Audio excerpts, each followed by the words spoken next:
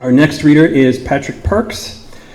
He's had fiction, poetry, reviews, and interviews published on forthcoming, have been published or forthcoming in a number of places, including The Writing Disorder, Chain 7, and The Millions. He wrote a novel in 2018 called Tucumcari, that got rave reviews from Library Journal and Booklist magazine. Library Journal said that the book had cinematic lyricism, which I thought was kind of poetry in of itself. But his novel is over on the table if you'd like to check it out in a bit after the reading. Patrick is a graduate of the University of Iowa's Writers Workshop and the recipient of 2 Illinois Arts Council Artist Grants. Please welcome him to the mic.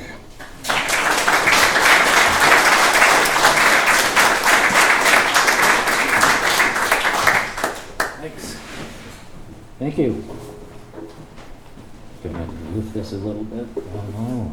I really enjoy doing these, and I'm appreciative of Kathy and the Waterline Group for inviting me. But I'm also very anxious. I have a terrible stage fright. I taught for years, and I still got nervous the first day of school every year. But last night I had an anxiety dream that I wanted to tell you about. It was the setting was a reading, and instead of being a reader, I was the organizer, which is something that I did long ago. So the guy that we had to come to read didn't show. My wife is signaling. Oh, people are signaling from me. Speak louder. Sorry. I shall. So the poet or the writer we'd asked to come to read was nowhere to be found. So we're looking all over for him, and we finally find him in an empty room, just standing in an empty room. And got him back to where we were supposed to have the reading. Well, he had not brought anything along with him. He was really stoned, and he'd given himself a bad haircut. And so, thankfully, that's not what happened tonight. So, I have 2 short pieces that I'd like to read. They're both first person. The intent is for them to sound different, so you don't think it's the same person speaking to you. I fiddle around with these every once in a while, and every once in a while one comes to fruition. So the first one is called Watching Porn with My Mother. That's not what the story's about. I would never watch porn with my mother. I wrote the title just to get your attention. Besides, my mother's dead, so... No, I think the story will be about Nazis. In particular, a Nazi couple, a husband and wife. Before they became Nazis, they ran a small shop. He was a tailor and she was a seamstress. You would think that the Nazis would keep them doing that once they were brought into the party, because you always need someone skilled at alterations and fittings, especially with those uniforms that they wore. But they didn't. They sent them to Poland, to a concentration camp, where he unloaded people from boxcars, and she emptied women's handbags, and I can't hardly see because of the light. Sorry about that. Let me lift this up. No, it's not good. Anyway, I'll back up. Thanks. They sent them to Poland, to an extermination camp, where he unloaded people from boxcars, and she emptied women's handbags and sorted through the contents. Of the 2, she was the cagier one, and she was able to sneak valuables she found in the handbags out of the camp and to sell them on the black market. Her intuition was so keen that she knew even before things fell apart for the Nazis that theirs was a failed operation, and that if she and her husband were going to survive, she would need to get them out of Poland as soon as possible. With the money she made selling to black marketeers, she was able to procure new identities for them as Jewish refugees. She even arranged for them to receive tattooed numbers on their forearms. When the opportunity arose, they fled to Norway and then made their way to the United States through Canada. He settled in Baraboo, Wisconsin, and became model citizens. This isn't the story either, but it could be a good one, I think, if you don't mind stories where Nazis are redeemed despite their having contributed to the death of millions. Well, maybe I'll write about a man who raises ducks that are hunted by sportsmen at a private club. But that seems to require a lot of research about raising ducks, etc., and I'm not interested in that much extra reading. But a better idea might be about a man who studies owls because he has insomnia. Having suffered from insomnia myself over the years, I know what that's like. Owls, though, are a mystery, which, now that I think of it, might be the point of the story. Or there's a young child, a boy or a girl, I'm not sure. Oh no, that's not going to work. I have no idea how to write about a young child other than myself, and other than the time my father had a nervous breakdown and spent a couple of weeks in a mental hospital, nothing has ever happened to me worthy of a story. Now, the story should start in the morning, just after dawn, when the character wakes up. Even though the action of the story doesn't begin until the late afternoon, the narrative will meander through his or her day, providing a lot of unnecessary exposition and shallow reflection. Although this is usually a sign of a weak writer, it will be purposeful here, a deliberate choice, meta-ironic. Repatriation of remains is an interesting topic.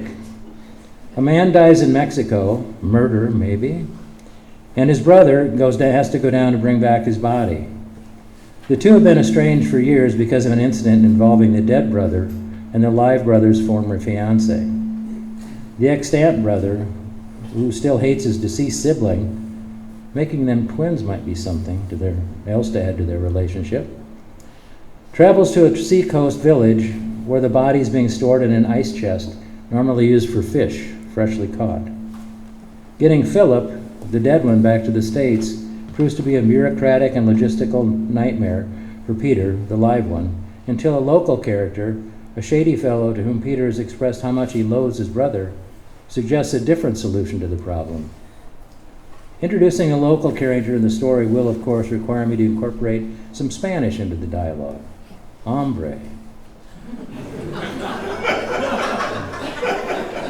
Muerto. Hermanos. Cortar. To add verisimilitude. In the Nazi story, the woman finds 3 loose diamonds in a piece of velvet at the bottom of a purse. She swallows them. At a dinner party or a barbecue, a stranger shows up wanting to talk to Douglas Montgomery, but no one at the event has ever heard of Douglas Montgomery. Undaunted, the man begins to tell a story about everyone there, stories that reveal a secret about each person and include Douglas Montgomery as a principal player in each of the stories. I think this was already a story by Agatha Christie. Years ago, I wrote a story about a convenience store clerk who was robbed at gunpoint one night, which his wife said would happen before she left him because the only job he could get was at a convenience store at night, and who later recognizes the robber at a diner by the man's outfit, including the ski mask, which was on the table next to a bowl of chili.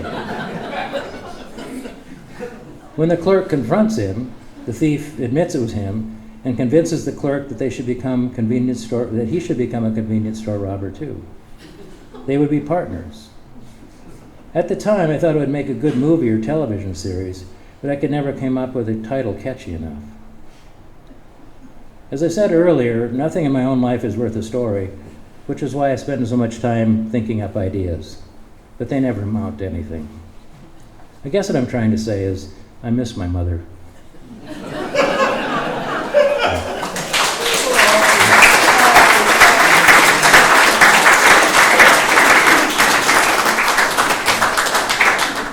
Okay, thank you.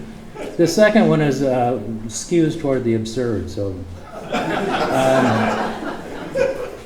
as I said, I hope it's a different voice. I don't do funny voices, so I hope you can.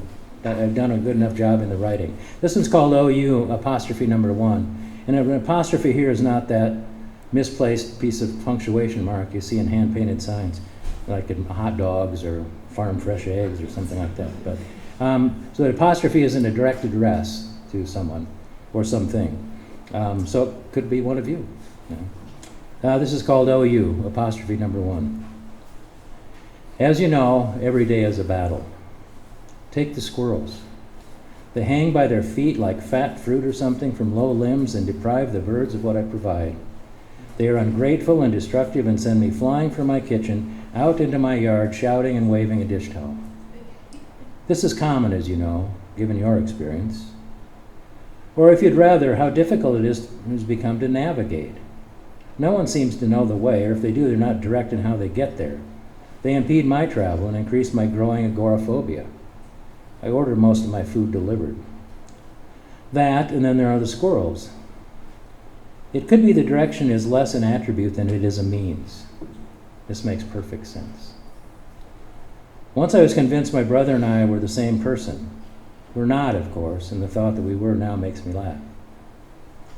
You have told me in no uncertain terms that life is merely chemistry and that we are bonded elements, but you haven't explained why we worry. Jealousy, you said, is a sin that can never be redeemed. And you were the one, I believe, who suggested I look into the whole notion of flanges versus a straight coupling. And just look what happened. We both should have known better, given our weather and humidity. As you know, not much has happened since Thursday when I made an ill-defined attempt at lodging a complaint.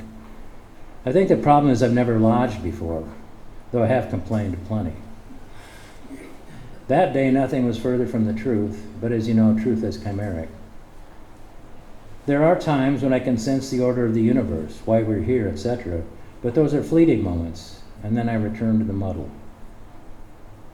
Recently, I took up collecting as a hobby. I have many singular items, but no clear notion of how they might be grouped or defined.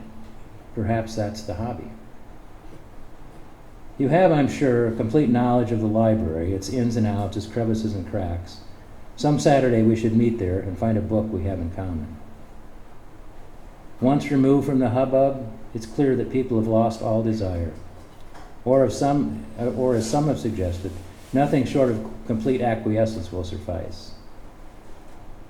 More people than I care to imagine are thwarting me, picking things up, putting them down, rearranging, dropping, and then I come along. You're probably affected in a similar way, but not as often, surely.